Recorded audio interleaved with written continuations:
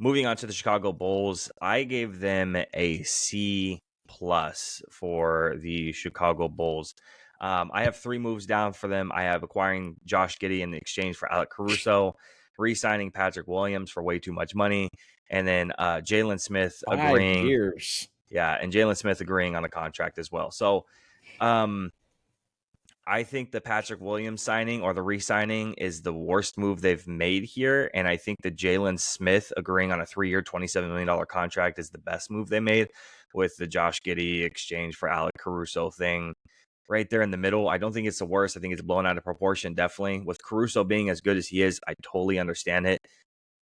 You're exchanging things like Giddey's only 21. He averaged more points per game, averaged more rebounds, more assists. He's not as good as a 3-point shooter, but he's not nearly the defensive player that Caruso is. I'm curious on where Giddey's going to actually his role on the team, because we're not sure who's going to be on this team by the time the season actually rolls around.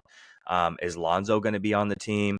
Is Levine going to be on the team? Is DeRozan going to be on the team? Is Vucevic going to be on the team? Like, nobody knows what this starting 5 even really looks like. They acquired Josh Giddey to make him a future piece of this roster. So I'm not sure if he's coming off the bench or if he's actually starting, what he's doing here. But the whispers is they're looking to literally like get rid of everybody.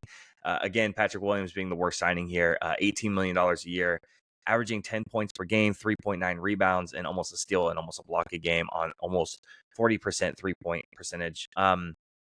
He's missed a lot of time, though. He's played 2 full healthy seasons, with the rest of the seasons being unhealthy and injury riddled. So it's a lot of money, 5 years for a guy that's super unproven, and he's gotten a lot of minutes to play too, and not really a whole lot to show for it. He's playing starting minutes every year that he's been healthy. So I'm not sure what the signing is there, but I do like the Jalen Smith signing. I think it's a come off the bench, efficient score, 59.2 field goal percentage from the field. So I like that signing. Outside of that, that's why they get a C plus. I'm not sure what the Chicago Bulls are doing until they can figure out what their starting 5 is going to be. I don't know if we can like handily grade them outside of that.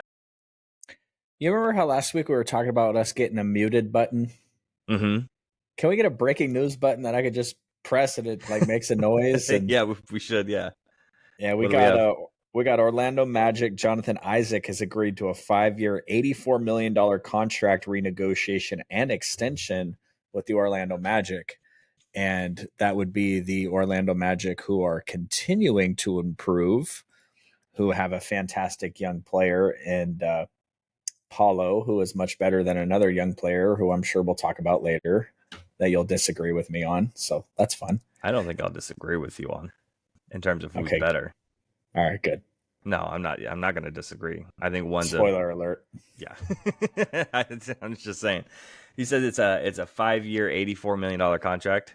It says renegotiation and extension. So obviously they might have lowered some money the next season or two. This is exactly what I'm talking about, though. I mean, you have a guy like Jonathan Isaac, who's a good big and plays his role extremely well, and he's getting $16.8 million a year, while Patrick Williams, who has had a lot of minutes and very unhealthy, is getting $18 million a year. I mean, yeah, and he was making well, bro, I feel the same way. I look at what we extended Malik Monk at, and then you got Nick Claxton signing for 4 years, $100 million. Yeah. So now, don't get me wrong. Everybody knows if Malik had made it to free agency, he'd have made more money. But luckily, he decided he wanted to stay home, which is shocking for Kings fans.